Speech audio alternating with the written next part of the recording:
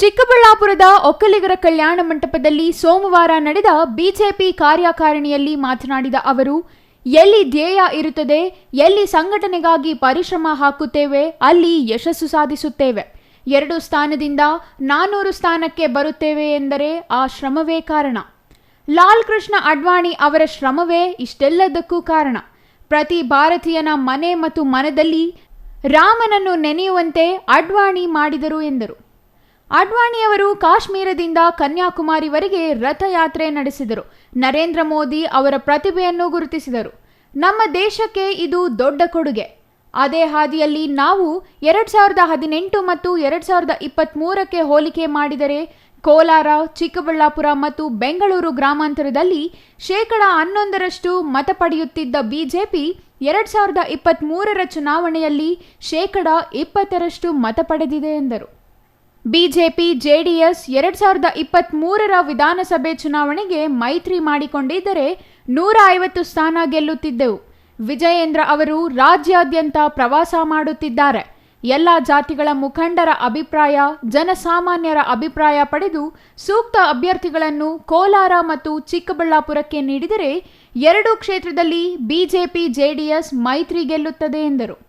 ಮೋದಿ ಯೋಜನೆ ಕೈಪಿಡಿ ಜನತೆಗೆ ಮುಟ್ಟಿಸಲು ಕಾರ್ಯಕರ್ತರು ಮುಂದಾಗಿ ಮಹಿಳೆ, ಯುವ, ಬಡವ, ರೈತ ಈ 4 ಜಾತಿ ಬಗ್ಗೆ ಮೋದಿ ಗಮನ ಹರಿಸಿದ್ದಾರೆ ಎಂದರು.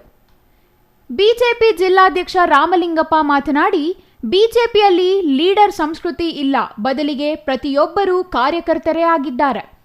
ಸನಾತನ ಧರ್ಮದ ಆಧಾರದಲ್ಲಿ ಭಾರತ ಕಟ್ಟುವುದು ನಮ್ಮ ಉದ್ದೇಶ ಎಂಬುದನ್ನು ನಮ್ಮ ಹೆಮ್ಮೆಯ ಪ್ರಧಾನಿ ಹೇಳಿದ್ದಾರೆ. ಸಿಂಹಾವಲೋಕನದ ರೀತಿಯಲ್ಲಿ ಪಕ್ಷದ ಬಲವರ್ಧನೆಗೆ ಒತ್ತು ನೀಡುವುದು ಜಿಲ್ಲಾ ಕಾರ್ಯಕಾರಿಣಿ ಉದ್ದೇಶವಾಗಿದೆ. 20 ಕೋಟಿಗೂ ಹೆಚ್ಚಿನ ಸದಸ್ಯರು ಇರುವ ಏಕೈಕ ಪಕ್ಷ ಬಿಜೆಪಿ.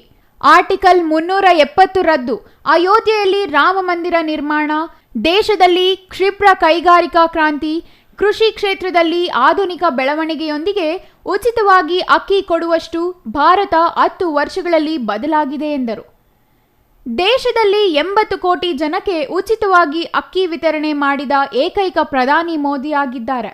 ಈ ಹಿಂದೆ ಅಭಿವೃದ್ಧಿಯಲ್ಲಿ 10ನೇ ಸ್ಥಾನದಲ್ಲಿದ್ದ ಭಾರತ ಈಗ 5ನೇ ಸ್ಥಾನಕ್ಕೆ ಏರಿದೆ. ಜನಸಂಖ್ಯೆ ಮಾರಕ ಎಂಬವರಿಗೆ ಪೂರಕವಾಗಿ ಮಾಡಿದ ಕೀರ್ತಿ ಪ್ರಧಾನಿಗೆ ಸಲ್ಲುತ್ತದೆ.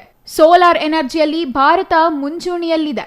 ಕಾಂಗ್ರೆಸ್ ಅಂದಿನಿಂದ ಇಂದಿನವರೆಗೂ ಸಾವಿರಾರು ಕೋಟಿ ಭ್ರಷ್ಟಾಚಾರ ಮಾಡಿದ್ದೇ ಸಾಧನೆಯಾದರೆ 10 ವರ್ಷದಲ್ಲಿ ಮೋದಿ ಮಾಡಿಸಿದ್ದು ಐತಿಹಾಸಿಕ ಸಾಧನೆ ಎಂದರು.